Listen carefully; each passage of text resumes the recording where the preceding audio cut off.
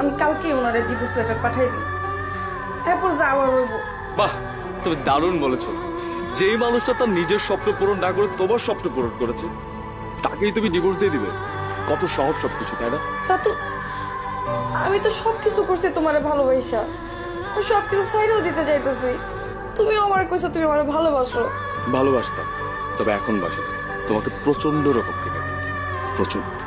ওই মানুষটাও তো তোমাকে কম ভালোবাসেনি, যাকে তুমি চরম ভাবে ঠকিয়েছো। দুদিন পর যে তুমি আমাকে ঠকাবে না সেটার গ্যারান্টি কি বলো তোমায়? রাতু, তুমি এমনি করো না,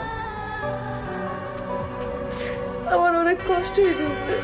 তোমার আবার কষ্ট হয়? তুমি যাদের ঠকিয়েছো তাদের কষ্টটা কেমন হয় একবার ফিল করে দেখো মা। আসলে তোমার সাথে এখন কথা বলে কোনো লাভ নেই। আমি কালকে স্যারকে বলে দেবো আমার সেকশনটা চেঞ্জ করে দেওয়ার জন্য, যেন তোমার মতো মেয়ের মুখ আমার কোনোদিন দেখতে না। রাতু,